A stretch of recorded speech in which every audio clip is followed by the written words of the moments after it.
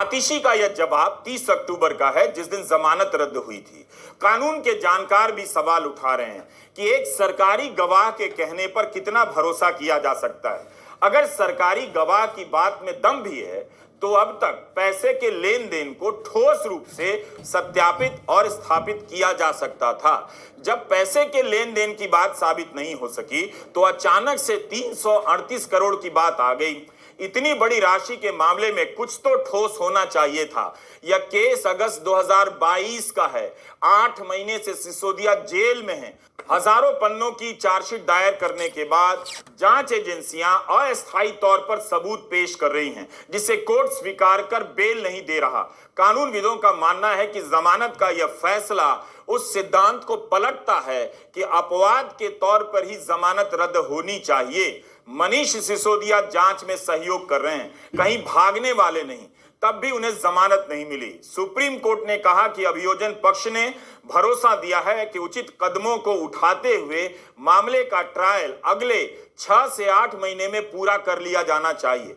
हम मनीष सिसोदिया को छूट देते हैं कि अगर इसमें कुछ बदलाव होता है, ट्रायल की रफ्तार धीमी होती है, तो वे अगले 3 महीने में जमानत की नई याचिका दायर कर सकते हैं। इस फैसले को पढ़ा जाना चाहिए और पढ़ाया भी जाना चाहिए। सुप्रीम कोर्ट में justice Sanjeev Khanna, justice SVN भट्टी की बेंच सुनवाई कर रही थी। इन्होंने अपने फैसले में लिखा है कि अगर इन हालात में जमानत की नई याचिका फाइल की जाती है तो ट्रायल कोर्ट उस पर फैसला सुनाते समय मौजूदा फैसले से प्रभावित ना हो। ट्रायल कोर्ट को सिसोदिया की पिछली बेल याचिका के खारिज होने से भी प्रभावित नहीं होना चाहिए। कोर्ट ने यह भी कहा कि उस समय जल्दी ट्रायल के अधिकार का संज्ञान लिया जाए। कोर्ट ने 3 महीने के भीतर फिर से जमानत की याचिका दायर करने का विकल्प दिया है, लेकिन निचली अदालत से सुप्रीम कोर्ट तक आने में मनीष सिसोदिया को 8 महीने लगे। इस अनुभव के हिसाब से देखिए तो मनीष सिसोदिया को फिर से उसी रास्ते पर वापस भेजा गया है जहां से वे चलकर सुप्रीम कोर्ट आए। अब अगर इसमें फिर से 8-9 महीने लग गए तो सिसोदिया 2024 तक जेल में ही रह जाएंगे। द वायर की श्रावस्ती दासगुप्ता से बात करते हुए सुप्रीम कोर्ट के पूर्व जस्टिस मदन लोकुर ने कहा है कि अफसोस है कि बेल देने के बुनियादी सिद्धांतों पर गौर नहीं किया गया है। अगले 3 महीने तक जमानत की कोई संभावना अब नहीं, ऐसा आमतौर पर नहीं होता। अगर यह अप्रत्याशित नहीं है तो भी आमतौर पर ऐसा नहीं होता।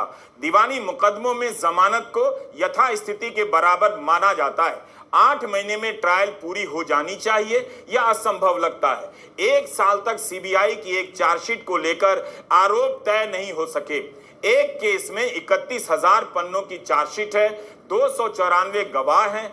एक केस में 25,000 पन्नों की चार्जशीट है, 162 गवाह हैं। संभव ही नहीं है। इस फैसले का असर यह होगा कि जेल में अंडर ट्रायल के रूप में बंद होना ही सजा हो जाएगी। 17 अक्टूबर को सिसोदिया के वकील अभिषेक मनु सिंघवी ने भी यही कहा कि अगर बचाव पक्ष 1 साल के बाद आपको अब बता रहा है कि किसी और को आरोपी बना रहे हैं, आम आदमी पार्टी को आरोपी बना रहे हैं, तो यह सब अखबारों की हेडलाइन के लिए किया जा रहा है।